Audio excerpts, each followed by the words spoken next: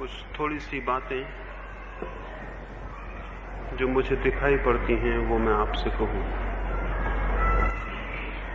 शायद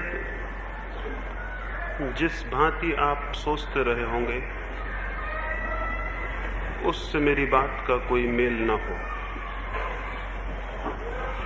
यह भी हो सकता है कि शिक्षा शास्त्र जिस तरह की बातें कहता है उस तरह की बातों से मेरा विरोध भी हो। न तो मैं कोई शिक्षा शास्त्री हूं और न ही समाज शास्त्री। इसलिए सौभाग्य है थोड़ा कि मैं शिक्षा और समाज के संबंध में कुछ बुनियादी बातें कह सकता हूं, क्योंकि जो शास्त्र से बंध जाते हैं उनका चिंतन समाप्त हो जाता है। जो शिक्षा शास्त्री हैं उनसे शिक्षा के संबंध में कोई सत्य प्रकट होगा, इसकी संभावना अब करीब करीब समाप्त मान लेनी चाहिए, क्योंकि 5000 वर्ष से वो चिंतन करते हैं। लेकिन शिक्षा की जो स्थिति है, शिक्षा का जो ढांचा है, उस शिक्षा से पैदा होने वाले मनुष्यों की जो रूपरेखा है वो इतनी गलत, इतनी अस्वस्थ और भ्रांत है कि ये स्वाभाविक है कि शिक्षा शास्त्रियों से निराशा पैदा हो जाए। समाज शास्त्र भी जो समाज के संबंध में चिंतन करता है वो भी अत्यंत रुग्ण और अस्वस्थ है। अन्यथा मनुष्य जाति, उसका जीवन, उसका विचार बहुत अलग और अन्यथा हो सकते थे। मैं दोनों में से कोई भी नहीं हूं, इसलिए कुछ ऐसी बातें संभव है आपसे कह सकूं जो सीधी समस्याओं को देखने से पैदा होती हैं। जिन लोगों के लिए भी शास्त्र महत्वपूर्ण हो जाते हैं उनके लिए समाधान महत्वपूर्ण हो जाते हैं और समस्याएं कम महत्व की हो जाती हैं। मुझे चूंकि कोई भी पता नहीं शिक्षा शास्त्र का, इसलिए मैं सीधी समस्याओं पर आपसे बात करना चाहूंगा। सबसे पहली बात, और जिस आधार पर आगे मैं आपसे कुछ कहूं, वो ये है कि शिक्षक का और समाज का संबंध अब तक अत्यंत खतरनाक सिद्ध हुआ है।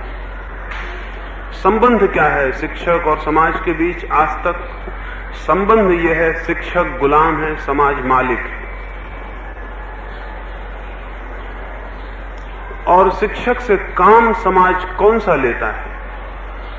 शिक्षक से समाज काम ये लेता है कि उसकी पुरानी ईर्ष्याएं, उसके पुराने द्वेष, उसके पुराने विचार, वो सब जो हजारों वर्ष की लाशें हैं मनुष्य के मन पर, शिक्षक नए बच्चों के मन में उनको प्रविष्ट करा दे। मरे हुए लोग, मरते जाने वाले लोग जो वसीयत छोड़ गए हैं, चाहे वो ठीक हो चाहे गलत, उसे वो नए बच्चों के मन में प्रवेश करा दे। समाज शिक्षक से ये काम लेता रहा है और शिक्षक इस काम को करता रहा है, ये आश्चर्य की बात है। इसका अर्थ ये हुआ कि शिक्षक के ऊपर बहुत बड़ी लांछना है। बहुत बड़ी लांछना ये है कि हर सदी जिन बीमारियों से पीड़ित होती है उन बीमारियों को शिक्षक आगे आने वाली सदी में संक्रमित कर देता है।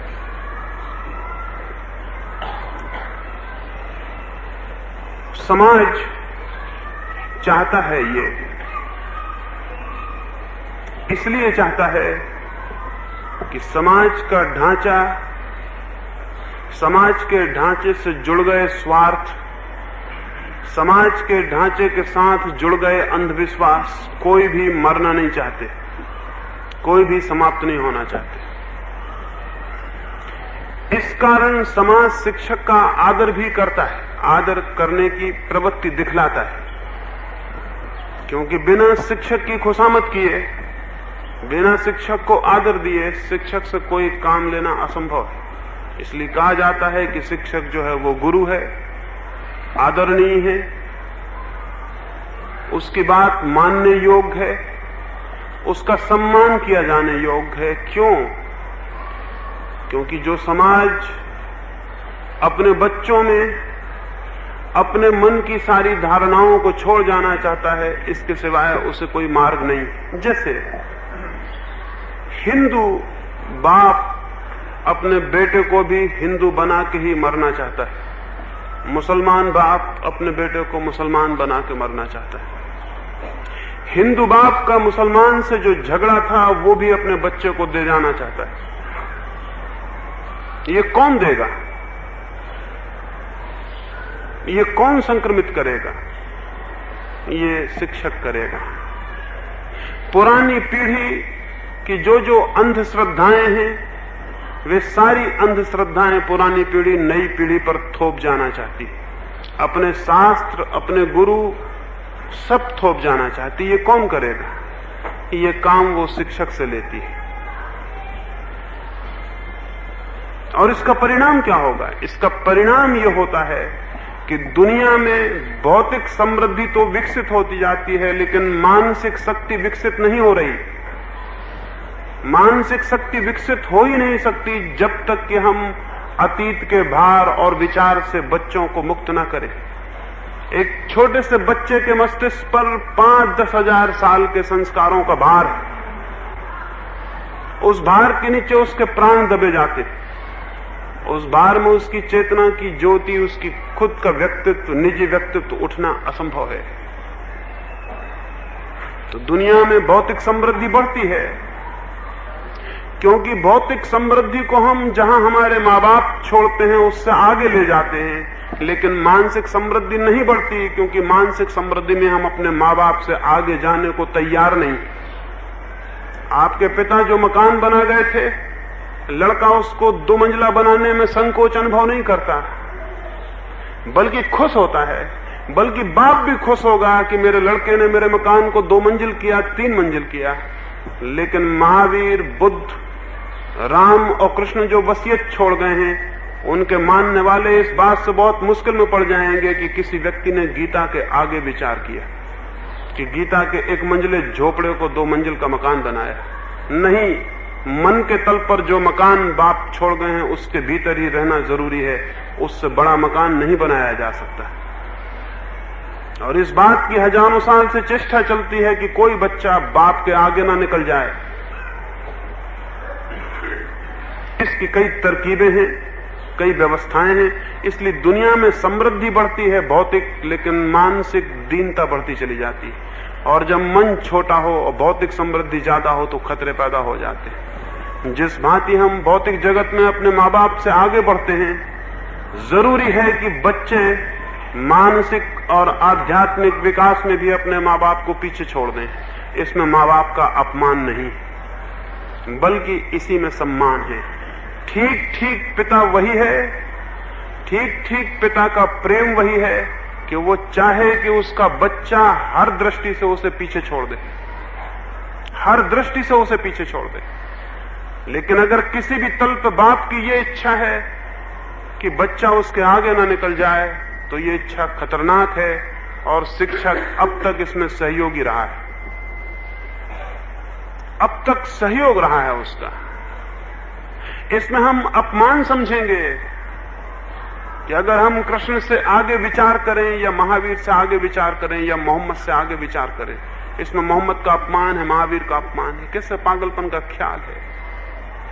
और इस कारण सारी शिक्षा अतीत की ओर उन्मुख है, जबकि शिक्षा भविष्य की ओर उन्मुख होनी चाहिए। विकासशील कोई भी सृजनात्मक प्रक्रिया भविष्य की ओर उत्सुक होती है, अतीत की ओर नहीं। हमारी सारी शिक्षा अतीत की ओर उत्सुक है। हमारे सारे सिद्धांत, हमारी सारी धारणाएं, हमारे सारे आदर्श अतीत से लिए जाते हैं। अतीत का मतलब है जो मर गया, जो बीत गया, हजार हजार वर्ष जिसे बीते हो गए। वो सारी धारणाएं हम उस बच्चे के मन पर थोपना चाहते हैं। न केवल थोपना चाहते हैं, बल्कि उसी बच्चे को हम आदर्श कहेंगे जो उन धारणाओं के अनुकूल अपने को सिद्ध कर लेता है। ये कौन करता रहा है? ये काम शिक्षक से लिया जाता रहा है। और इस भांति शिक्षक का शोषण समाज के ठेकेदारों ने भी किया है, धर्म के ठेकेदारों ने भी किया है, राज्य के ठेकेदारों ने भी किया है।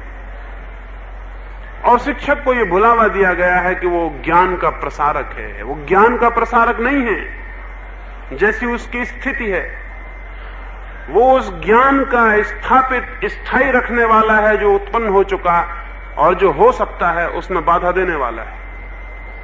वो हमेशा अतीत के घेरे से बाहर नहीं उठने देना चाहता है। और इसका परिणाम यह होता है कि हजार हजार साल तक न मालूम किस किस प्रकार की नासमझियां, न मालूम किस किस तरह के अज्ञान चलते चले जाते हैं। उनको मरने नहीं दिया जाता, उनको मरने का मौका नहीं दिया जाता। राजनीतिक भी ये समझ गया है, इसलिए शिक्षक का शोषण राजनीतिक भी करता है। और सबसे आश्चर्य की बात है कि इसका शिक्षक को कोई बोध नहीं है कि उसका शोषण होता है। सेवा के नाम पर कि वो समाज की सेवा करता है, उसका शोषण होता है, इसका शिक्षक को कोई बोध नहीं। किस किस तरह का शोषण होता है? अभी मैं गया, अभी कुछ ही दिन पहले शिक्षकों के एक बड़े विराट सभा में बोलने, शिक्षक दिवस था। तो मैंने उनसे कहा कि एक शिक्षक यदि राष्ट्रपति हो जाए तो इसमें शिक्षक का सम्मान क्या है? इसमें कौन से शिक्षक का सम्मान है? मेरी समझ में आए एक राष्ट्रपति शिक्षक हो जाए तब तो शिक्षक का सम्मान समझ में आता है, लेकिन एक शिक्षक राष्ट्रपति हो जाए इसमें शिक्षक का सम्मान कौन सा है?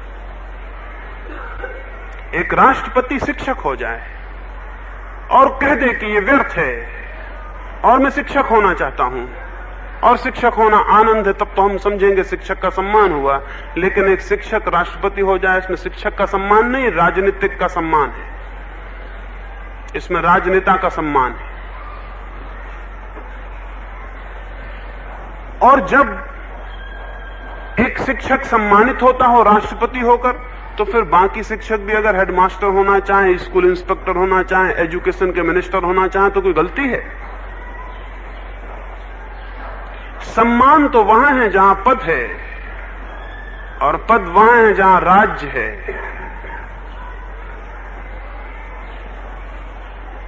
लेकिन सारा ढांचा हमारे चिंतन का ऐसा है कि सब पीछे है और सबके ऊपर राज्य है, सबके ऊपर राजनीति है। राजनीतिक जाने अनजाने शिक्षक के द्वारा अपनी विचार स्थिति को, अपनी धारणाओं को बच्चों में प्रवेश करवाता रहता है। धार्मिक भी करता रहा है यही, धर्म शिक्षा के नाम पर यही चलता रहा है कि हर धर्म ये कोशिश करता है बच्चों के मन में अपनी धारणाओं को प्रवेश करा दे, चाहे वे सत्य हों चाहे असत्य हों, और उस उम्र में प्रवेश करवा दे जबकि बच्चे में कोई सोच विचार नहीं होता। इससे घातक अपराध मनुष्य जाति में कोई दूसरा नहीं है और न हो सकता है। एक अबोध और अनजान बालक के मन में यह भाव पैदा कर देना कि कुरान में जो है वो सत्य है, या गीता में जो है वो सत्य है, या भगवान है तो मोहम्मद है, या भगवान है तो महावीर है या कृष्ण है, ये सारी बातें एक अबोध अनजान निर्दोष बच्चे के मन में प्रविष्ट करा देना, इससे बड़ा कोई घातक अपराध नहीं हो सकता।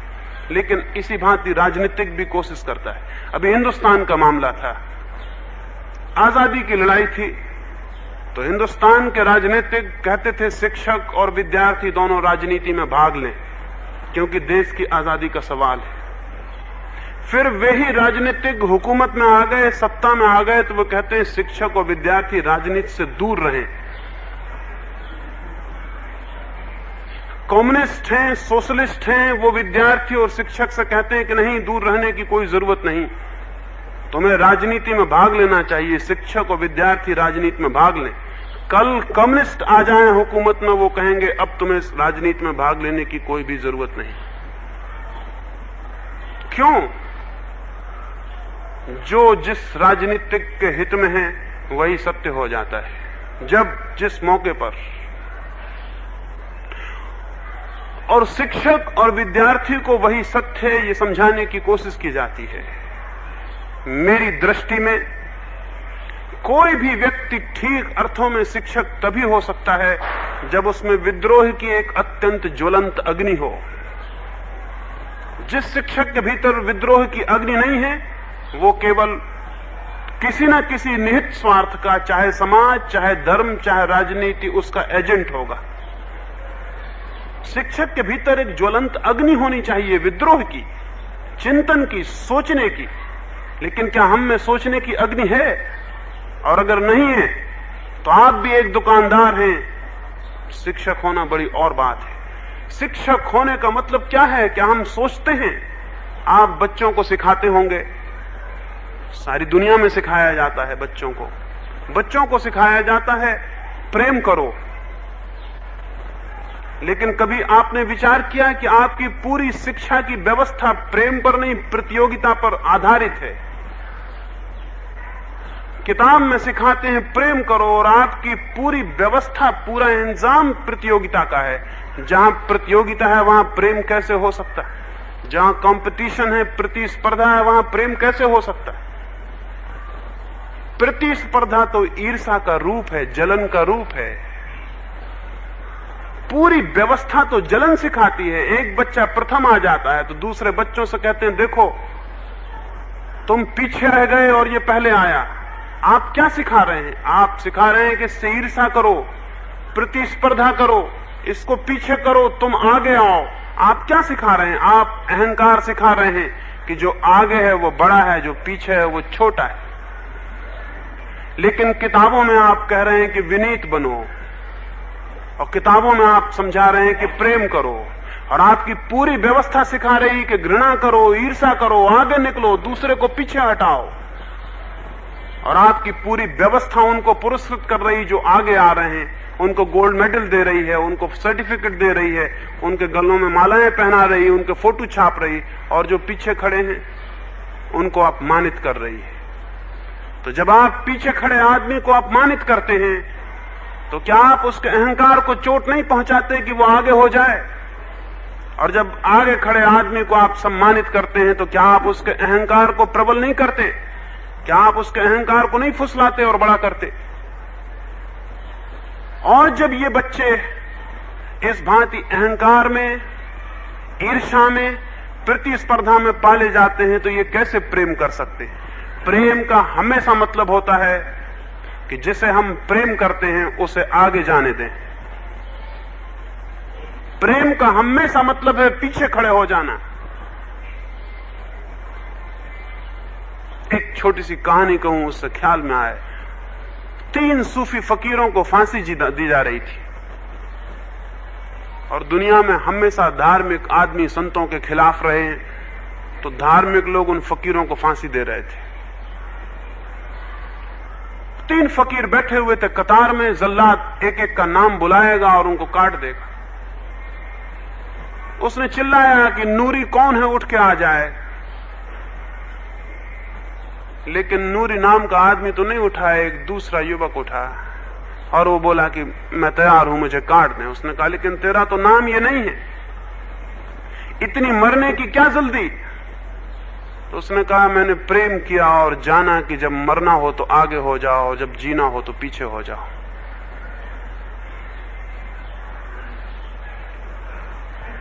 मेरा मित्र मरे उसके पहले मुझे मर जाना चाहिए, और अगर जीने का सवाल हो तो मेरा मित्र जिए, उसके पीछे मुझे जीना चाहिए। प्रेम तो यही कहता है। लेकिन प्रतियोगिता क्या कहती? प्रतियोगिता कहती है मरने वाले के पीछे हो जाना और जीने वाले के आगे हो जाना। और हमारी शिक्षा क्या सिखाती है? प्रेम सिखाती है या प्रतियोगिता सिखाती है? और जब सारी दुनिया में प्रतियोगिता सिखाई जाती हो और बच्चों के दिमाग में कंपटीशन और एम्बिशन का जहर भरा जाता हो, तो क्या दुनिया अच्छी हो सकती है? जब हर बच्चा हर दूसरे बच्चे से आगे निकलने के लिए प्रयत्नशील हो, और जब हर बच्चा हर बच्चे को पीछे छोड़ने के लिए उत्सुक हो, 20 साल की शिक्षा के बाद जिंदगी में वो क्या करेगा? यही करेगा जो सीखेगा, यही करेगा। हर आदमी हर दूसरे आदमी को खींच रहा है कि पीछे आ जाओ। नीचे के चपरासी से लेकर ऊपर के राष्ट्रपति तक हर आदमी एक दूसरे को खींच रहा है कि पीछे आ जाओ। और जब कोई खींचते खींचते चपरासी राष्ट्रपति हो जाता तो हम कहते हैं बड़ी गौरव की बात हो गई। हालांकि किसी को पीछे करके आगे होने से बड़ा हीनता का, हिंसा का कोई काम नहीं है। लेकिन ये वायलेंस हम सिखा रहे हैं, ये हिंसा हम सिखा रहे हैं, और इसको हम कहते हैं ये शिक्षा है। अगर इस शिक्षा पर आधारित दुनिया में युद्ध होते हो तो आश्चर्य कैसा।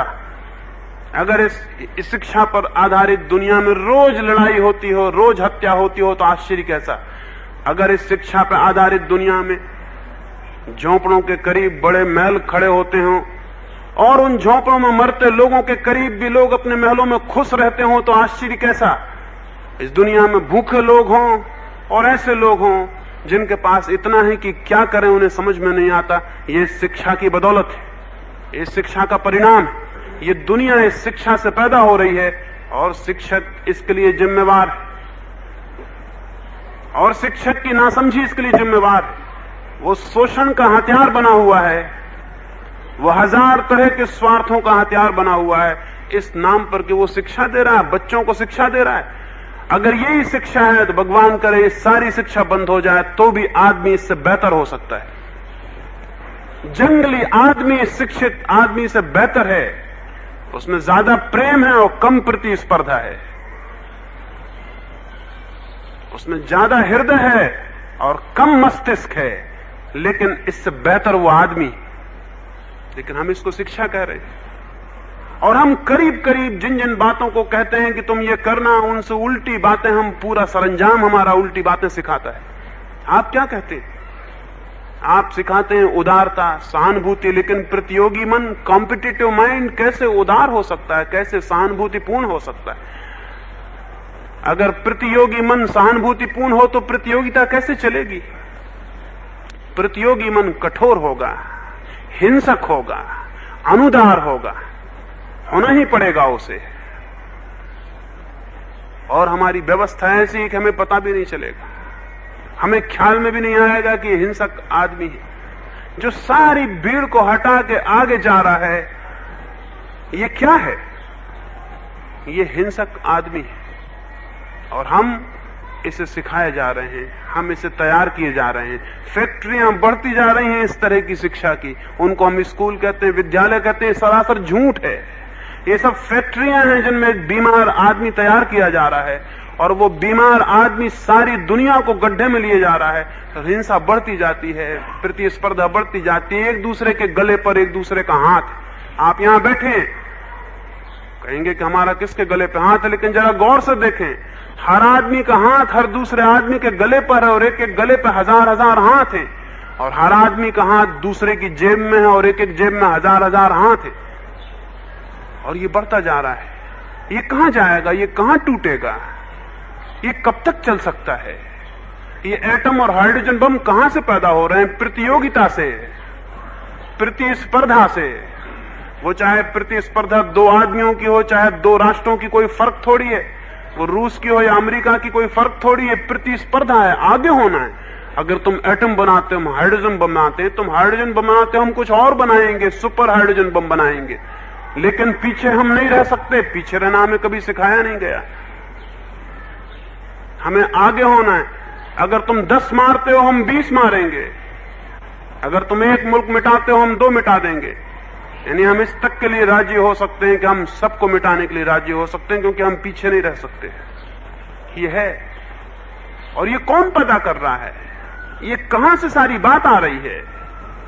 ये शिक्षा से सारी बात आ रही है।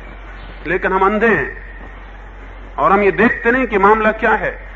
बच्चों को हम क्या सिखाते हैं? उनको सिखाते हैं लोभी मत बनो, भयभीत मत बनो। लेकिन करते क्या हैं?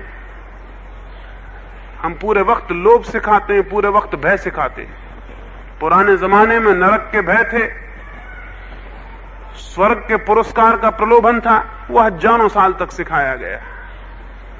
पूरे प्राण ढीले कर दिए गए आदमी के, भय और लोभ के सिवाय उसमें कुछ भी नहीं बचा।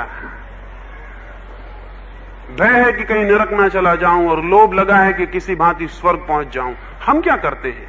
जहां भी दंड और पुरस्कार है वहां भय है और वहां लोभ है। लेकिन बच्चों को हम कैसे सिखाते हैं? सिखाने का रास्ता क्या है? सिखाने का रास्ता है या तो भय या लोभ। या तो मारो और सिखाओ, या फिर प्रलोभन दो कि हम ये देंगे, गोल्ड मेडल देंगे, इज्जत देंगे, नौकरी देंगे, समाज में स्थान मिलेगा, ऊंचा पद देंगे। नवाब बना देंगे, पढ़ोगे लिखोगे। मैं जब पढ़ता था तो वो कहते थे पढ़ोगे लिखोगे तो होगे नवाब। तुमको नवाब बना देंगे, तुमको तहसीलदार बनाएंगे, तुम राष्ट्रपति हो जाओगे। ये प्रलोभन है, और ये प्रलोभन हम छोटे छोटे बच्चों के मन में जगाते हैं।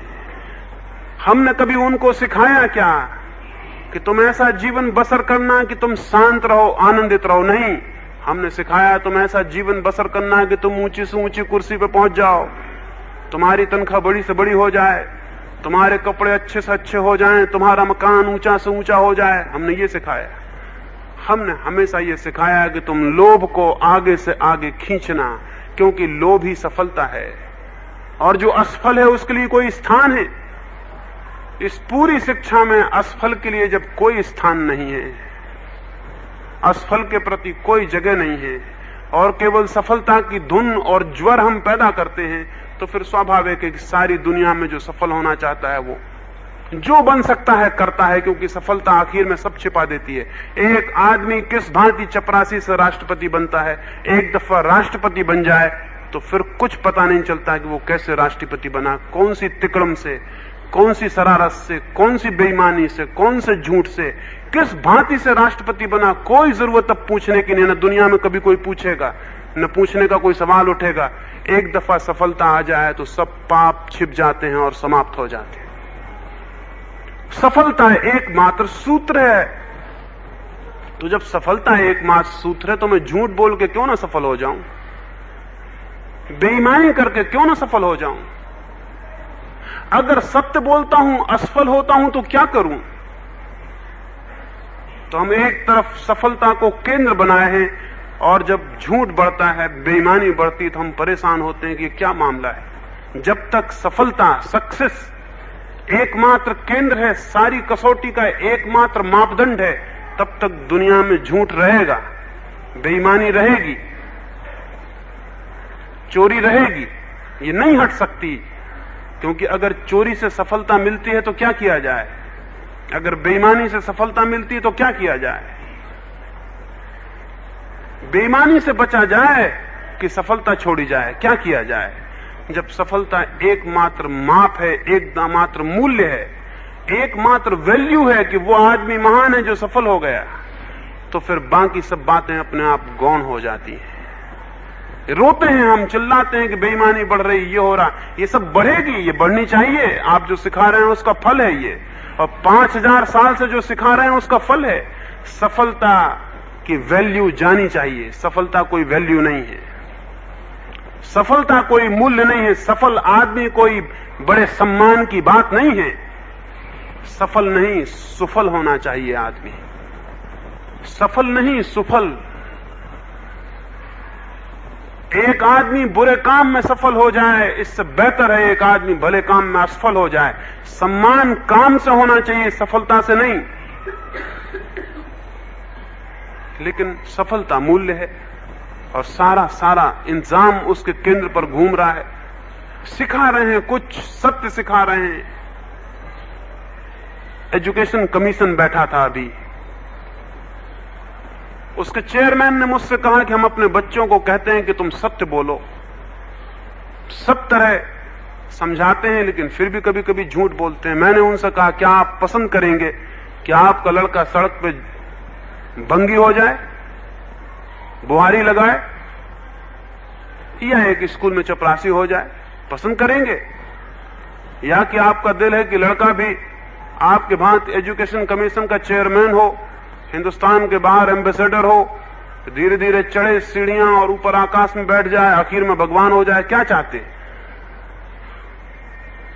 क्या आप राजी हैं इस बात के लिए कि आपका लड़का सड़क पर बुहारी लगाए तो आपको कोई तकलीफ ना हो? उन्होंने कहा कि नहीं, तकलीफ तो होगी। तो मैंने कहा, अगर तकलीफ होगी तो फिर आप लड़के से चाहते नहीं कि वो सत्य हो, ईमानदार हो।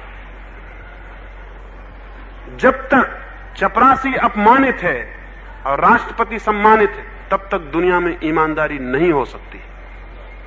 क्योंकि चपरासी कैसे बैठा रहे चपरासी की जगह पर,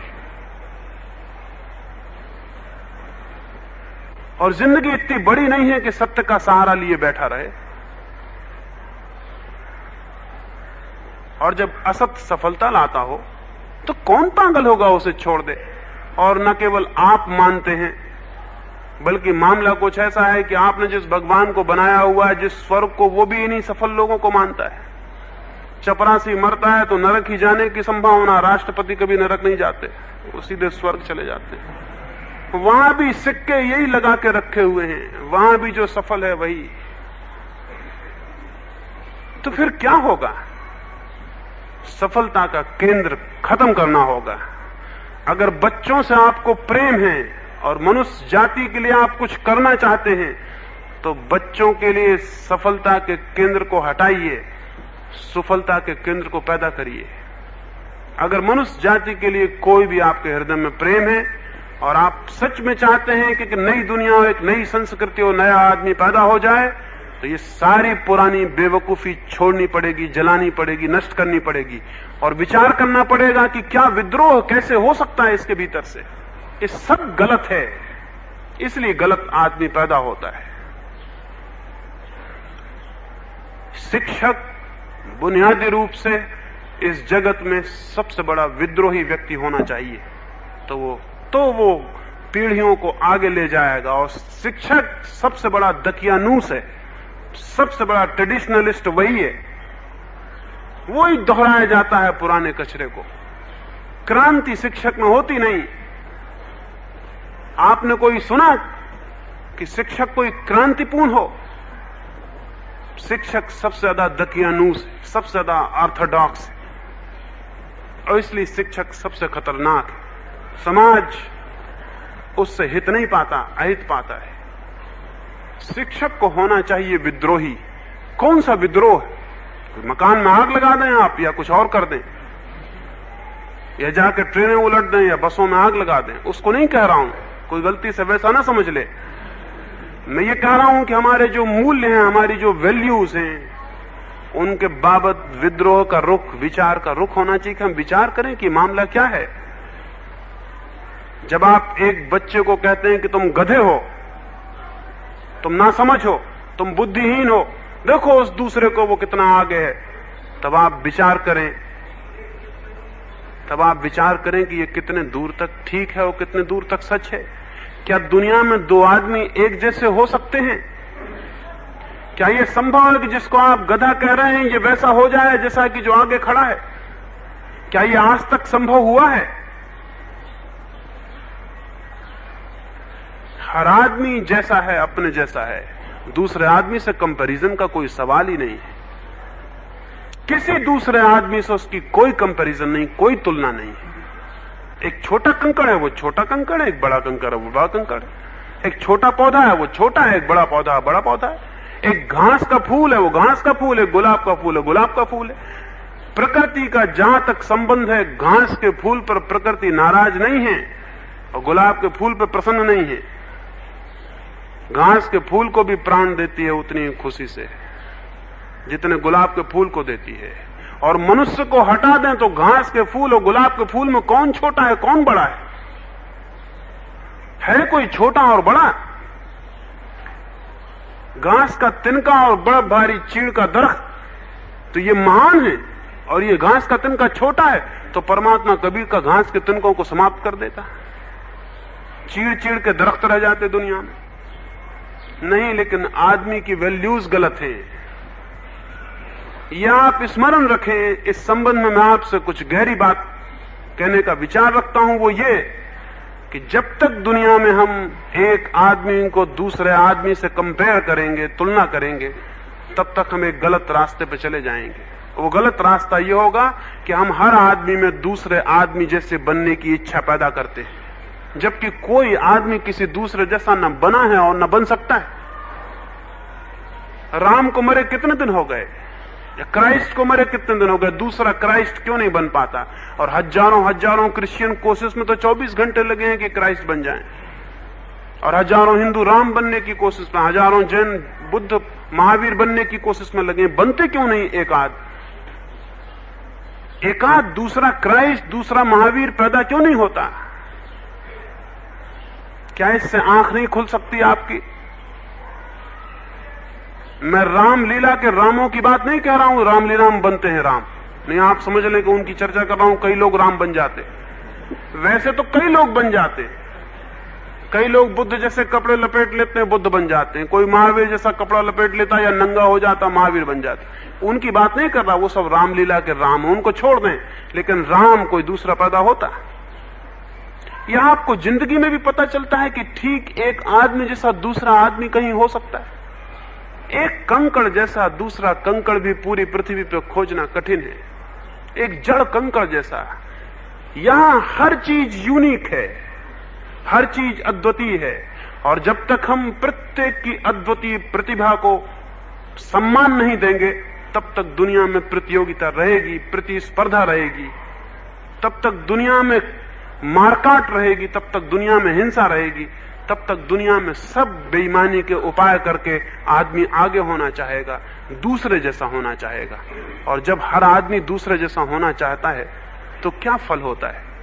फल यह होता है, अगर एक बगीचे में सब फूलों का दिमाग फिर जाए, या बड़े बड़े आदर्शवादी नेता वहां पहुंच जाएं, या बड़े बड़े शिक्षक वहां पहुंच जाएं और उनको समझाएं कि देखो चमेली का फूल चंपा जैसा हो जाए, चमेली का फूल चंपा जैसा, चंपा का फूल जूही जैसा, क्योंकि देखो जूही कितनी सुंदर है। और सब फूलों को अगर पागलपन आ जाए, हालांकि आ नहीं सकता क्योंकि आदमी से पागल फूल नहीं है, आदमी से ज्यादा जड़ता उनमें नहीं है कि वो चक्कर में पड़ जाएं शिक्षकों के, उपदेशकों के, सन्यासियों के, साधुओं के, आदर्शवादियों के चक्कर में कोई फूल न पड़ेगा। लेकिन फिर भी समझ लें, कल्पना कर लें कि कोई आदमी पहुंच जाए और समझाया उनको और उनको ये चक्कर आ जाए और चमेली का फूल चंपा का फूल होने लगे, तो क्या होगा उस बगिया में? उस बगिया में फूल फिर पैदा ना होंगे, उस बगिया में फिर फूल पैदा नहीं हो सकते, उस बगिया में फिर पौधे मुरझा जाएंगे, मर जाएंगे। क्यों? क्योंकि चंपा लाख उपाय करे तो चमेली नहीं हो सकती, वो उसके स्वभाव में नहीं, वो उसके व्यक्तित्व में नहीं, वो उसकी प्रकृति में नहीं। चमेली तो वो चंपा हो ही नहीं सकती, लेकिन क्या होगा, चमेली होने की कोशिश में वो चंपा भी नहीं हो पाएगी, वो जो हो सकती थी उससे भी वंचित रह जाएगी। मनुष्य के साथ ही दुर्भाग्य हुआ है, ये सबसे बड़ा दुर्भाग्य है, अभिशाप है जो मनुष्य के साथ हुआ है कि हर आदमी किसी और जैसा होना चाह रहा है। और कौन सिखा रहा है ये षड्यंत्र कौन कर रहा है? ये हजार हजार साल से शिक्षा कर रही है। वो कह रही राम जैसे बनो, बुद्ध जैसे बनो, या अगर पुरानी तस्वीरें जरा फीकी पड़ गई तो गांधी जैसे बनो, विनोबा जैसे बनो, किसी न किसी जैसे बनो, लेकिन अपने जैसे बनने की भूल कभी मत करना। किसी जैसे बनना, किसी दूसरे जैसे बनो, क्योंकि तुम तो बेकार पैदा हुए, असली में तो गांधी मतलब से पैदा हुए। तुम्हारा तो बिल्कुल बेकार है, भगवान ने भूल की जो आपको पैदा किया। तो अगर भगवान समझदार होता, राम और गांधी और बुद्ध ऐसे कुछ 10-15 आदमी के टाइप पैदा कर देता दुनिया में, या अगर बहुत ही समझदार होता, जैसा कि सभी धर्मों के लोग बहुत समझदार हैं, तो वो एक ही तरह का टाइप पैदा कर देता। फिर क्या होता? अगर दुनिया में समझ लें कि 3 अरब राम ही राम हो, कितनी देर दुनिया चलेगी? 15 मिनट में सुसाइड हो जाएगा, टोटल यूनिवर्सल सुसाइड हो जाएगा, सारी दुनिया आत्मघात कर लेगी, इतनी बोर्डम पैदा होगी राम ही राम को देखने से, सब मर जाएगा एकदम। कभी सोचा सारी दुनिया में गुलाब ही गुलाब के फूल हो जाएं, सब पौधे गुलाब के फूल पैदा करने लगे, क्या होगा? फूल देखने लायक भी न रह जाएंगे, उनकी तरफ आंख करने की भी जरूरत न रह जाएगी। नहीं, ये व्यर्थ नहीं है कि प्रत्येक व्यक्ति का अपना व्यक्तित्व है। ये गौरवशाली बात है कि आप किसी दूसरे जैसे नहीं हैं, और ये कंपैरिजन की कोई ऊंचा है और आप नीचे हो, नासमझी का है, कोई ऊंचा और नीचा नहीं है। प्रत्येक व्यक्ति अपनी जगह है और प्रत्येक व्यक्ति दूसरा अपनी जगह है। नीचे ऊंचे की बात गलत है, सब तरह का वैल्यूएशन गलत है, लेकिन हम ये सिखाते रहे हैं। विद्रोह का मेरा मतलब है इस तरह की सारी बातों पर विचार, इस तरह की सारी बातों पर विवेक, इस तरह की एक एक बात को देखना कि मैं क्या सिखा रहा हूं। इस बच्चे को जहर तो नहीं पिला रहा हूं, बड़े प्रेम से भी जहर पिलाया जा सकता है और बड़े प्रेम से शिक्षक माँ बाप जहर पिलाते रहे, लेकिन ये टूटना चाहिए। दुनिया में अब तक धार्मिक क्रांतियां हुई हैं, एक धर्म के लोग दूसरे धर्म के लोग हो गए, कभी समझाने बुझाने से हुए, कभी तलवार छाती पर रखने से हो गए, लेकिन कोई फर्क ना पड़ा। हिंदू मुसलमान हो जाए तो वैसे ही का वैसा आदमी रहता है, मुसलमान ईसाई हो जाए तो वैसे ही का वैसा आदमी रहता है। कोई फर्क नहीं पड़ा धार्मिक क्रांतियों से। राजनीतिक क्रांतियां हुई हैं, एक सत्ताधारी बदल गया, दूसरा बैठ गया। कोई जरा दूर की जमीन पर रहता था, वो बदल गया, तो जो पास की जमीन पर रहता वो बैठ गया। किसी की चमड़ी गोरी थी, वो हट गया, तो किसी की चमड़ी काली है, वो बैठ गया। लेकिन भीतर का सत्ताधारी वही का वही। आर्थिक क्रांतियां हो गई हैं दुनिया में। मजदूर बैठ गए, पूंजीपति हट गए, लेकिन बैठते से मजदूर पूंजीपति हो गया। पूंजीवाद चला गया तो उसकी जगह मैनेजर्स आ गए, वो उतने ही दुष्ट, उतने ही खतरनाक, कोई फर्क ना पड़ा। वर्ग बने रहे। पहले वर्ग था जिसके पास धन है वो, जिसके पास धन नहीं है वो। अब वर्ग हो गया जिसमें धन वितरित किया जाता है और जो धन वितरित करता है वो। जिसके पास ताकत है स्टेट में जो है वो, राज्य में जो है वो, और राज्यहीन जो है वो। नया वर्ग बन गया, लेकिन वर्ग कायम रहा। अब तक इन 5-6 हजार वर्षों में जितने प्रयोग हुए हैं मनुष्य के लिए, कल्याण के लिए, सब असफल हो गए। अभी तक एक प्रयोग नहीं हुआ, वो है शिक्षा में क्रांति। वो प्रयोग शिक्षक के ऊपर है कि वो करे, और मुझे लगता है ये सबसे बड़ी क्रांति हो सकती है। शिक्षा में क्रांति सबसे बड़ी क्रांति हो सकती है। राजनीतिक, आर्थिक या धार्मिक कोई क्रांति का इतना मूल्य नहीं है जितना शिक्षा में क्रांति का मूल्य है। लेकिन शिक्षा में क्रांति कौन करेगा? वे विद्रोही लोग कर सकते हैं जो सोचें, विचार करें हम ये क्या कर रहे हैं, और इतना तय समझ लें कि जो भी आप कर रहे हैं वो जरूर गलत है, क्योंकि उसका परिणाम गलत है।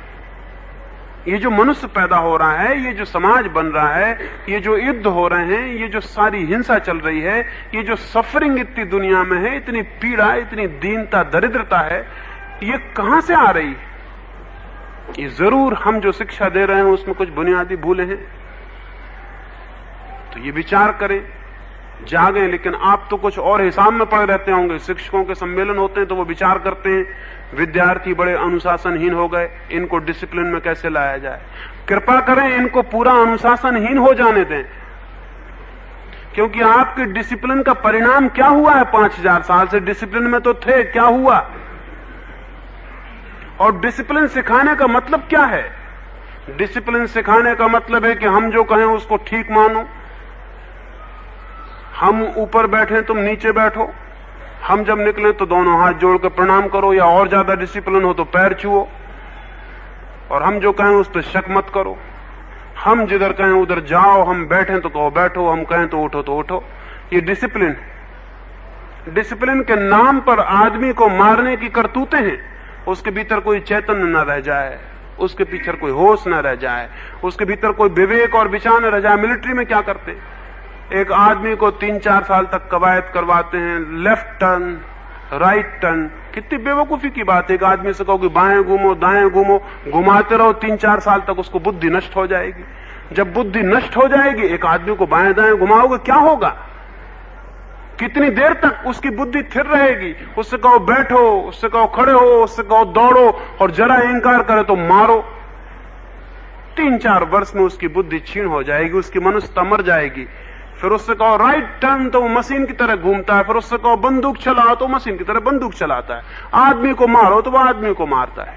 वो मशीन हो गया, वो आदमी नहीं रहा। ये डिसिप्लिन है। ये डिसिप्लिन हम चाहते हैं कि बच्चों में भी हो, बच्चों में भी मिलिटराइजेशन हो, उनको भी एनसीसी सिखाओ, मार डालो दुनिया को। एनसीसी सिखाओ, सैनिक शिक्षा दो, बंदूक पकड़ाओ, लेफ्ट राइट टर्न करवाओ, मारो दुनिया को।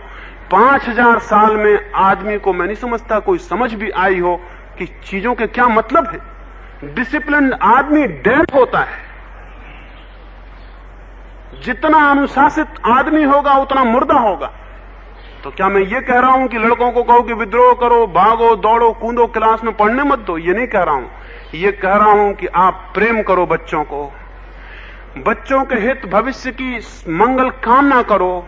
उस प्रेम और मंगल कामना से एक डिसिप्लिन आनी शुरू होती है जो थोपी हुई नहीं है, जो बच्चे के विवेक से पैदा होती है। एक बच्चे को प्रेम करो और देखो कि वो प्रेम उसमें एक अनुशासन लाता है। वो अनुशासन लेफ्ट राइट टर्न करने वाला अनुशासन नहीं है, वो उसकी आत्मा से जगता है, प्रेम की ध्वनि से जगता है।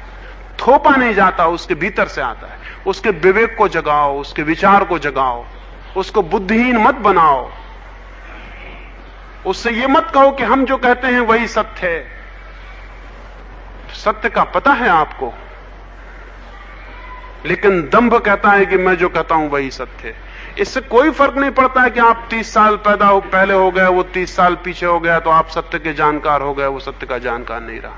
जितने अज्ञान में आप हो उससे शायद हो सकता है वो कम अज्ञान में हो, क्योंकि अभी वो कुछ भी नहीं जानता और आप न मालूम कौन कौन सी नासमझियां, न मालूम क्या क्या नॉनसेंस जानते होंगे। लेकिन आप ज्ञानी हैं क्योंकि आपकी 30 साल उम्र ज्यादा है, क्योंकि आप ज्ञानी हैं, आपके हाथ में डंडा है, इसलिए आप उसको डिसिप्लिन करना चाहते हैं। नहीं, डिसिप्लिन कोई किसी को नहीं करना चाहिए, न कोई किसी को करे तो दुनिया बेहतर हो सकती है। प्रेम करें, प्रेम आपका हक है। आप प्रेमपूर्ण जीवन जिएं, आप मंगल कामना करें उसकी, सोचें उसके हित के लिए क्या हो सकता है, वैसा करें। और वो प्रेम, वो मंगल कामना असंभव है कि उसके भीतर अनुशासन न ला दे, आदर न ला दे। फर्क होगा, अभी जो जितना चैतन्य बच्चा है वो उतना ही ज्यादा इनडिसिप्लिन में होगा, और जो जितना इडियट है, जो जितना जड़ बुद्धि है, वो उतना डिसिप्लिन में होगा। जिस बात को मैं कह रहा हूं, अगर प्रेम के माध्यम से अनुशासन आए तो जितना इडियट है उसमें कोई अनुशासन पैदा ना होगा, जो जितना चैतन्य है उसमें उतना ज्यादा अनुशासन पैदा होगा। अभी अनुशासन में वो है जो डल है, जिसमें कोई जीवन नहीं, स्फुरना नहीं। अभी वो अनुशासनहीन है जिसमें चैतन्य है, विचार है। अगर प्रेम हो तो वो अनुशासनबद्ध होगा जिसमें विचार है और चैतन्य है, और वो अनुशासनहीन होगा जो जड़ है। जड़ता की अनुशासन का कोई मूल्य है नहीं, चैतन्य पूर्वक जो अनुशासन है उसका मूल्य है। क्योंकि चैतन्य पूर्वक अनुशासन का अर्थ यह होता है कि वो विचार पूर्वक अनुशासन में है, और अगर आप गलत अनुशासन की मांग करेंगे तो वो इंकार कर देगा। अगर पाकिस्तान, हिंदुस्तान के युवक विवेक पूर्वक अनुशासन में हो तो क्या यह संभव है कि पाकिस्तान की हुकूमत उनसे कहोगी जाओ और हिंदुस्तान के लोगों को मारो? या हिंदुस्तान के युवक अगर अनुशासन में विवेक पूर्वक हो तो क्या यह संभव है कि कोई राजनीतिक उनसे कहे कि जाओ पाकिस्तान के लोगों को मारो? वो कहेंगे ये बेवकूफी की बातें बंद करो। हम समझते हैं कि क्या विवेकपूर्ण है, ये हम नहीं कर सकते। लेकिन अभी तो जड़ बुद्धियों को अनुशासन सिखाया गया है। उनसे कहा जाए मारो, फिर वो बिल्कुल नहीं देखते, क्योंकि अनुशासन ही सत्य है, उसको ही मानना है। दुनिया में राजनीतिज्ञों ने, धर्म पुरोहितों ने खूब शिक्षा दी है कि अनुशासित होना चाहिए। क्यों? क्योंकि अनुशासित आदमी में कोई विद्रोह नहीं होता, कोई विवेक नहीं होता, कोई विचार नहीं होता। उनकी तो पूरी कोशिश है सारी दुनिया मिलिट्री कैंप हो जाए, कोई आदमी कोई गड़बड़ ना करे। उनकी कोशिश चल रही है हजार ढंग से, शायद आपको पता हो या ना पता हो। अब तक बहुत से रास्ते अख्तियार किए गए हैं। अब रूस में उन्होंने माइंड वॉश निकाल लिया, एक मशीन बना ली। जिस आदमी के दिमाग में विद्रोह होगा, विचार होगा, उसके दिमाग को वो मशीन के द्वारा सफा कर देंगे, उसके विचार को खत्म कर देंगे। क्योंकि विद्रोही आदमी खतरनाक है, हुकूमत के खिलाफ बोल सकता है, लड़ सकता है, लोगों को भड़का सकता है कि गलत है ये जो व्यवस्था है, इसलिए उसके दिमाग को ठंडा कर दो। पहले अनुशासन की तरकीब लगाते थे, वो पूरी कारगर नहीं हुई, फिर भी कुछ विद्रोही पैदा हो जाते हैं, बहुत कम होते हैं लेकिन फिर भी कुछ हो ही जाते हैं। अब उन्होंने नई से नई तरकीब निकाली है कि जिस बच्चे के दिमाग में ऐसा लगे कि शक सुबह है, इसके दिमाग को ही ठीक कर दो, बिजली की जोरदार करंट इसके दिमाग में पहुंचाओ, इसके दिमाग को शिथिल कर दो। ये बड़े खतरनाक मामले हैं जो सारी दुनिया में चल रहे हैं। एटम बम, हाइड्रोजन बम से भी ज्यादा खतरनाक इजाद ये है। लेकिन क्या शिक्षक इसमें सहयोगी होगा? मैं इस प्रश्न पर ही अपनी चर्चा को आप पे छोड़ना चाहूंगा कि क्या आप इस दुनिया से सहमत हैं? क्या इस मनुष्य से सहमत हैं जैसा आज आदमी है? क्या इस इंतजाम से सहमत हैं आप? इन युद्धों से, हिंसा से, बेईमानी से सहमत हैं? अगर सहमत नहीं है तो पुनर्विचार करिए, आपकी शिक्षा में कहीं बुनियादी भूल है। आप जो दे रहे हैं वो गलत है।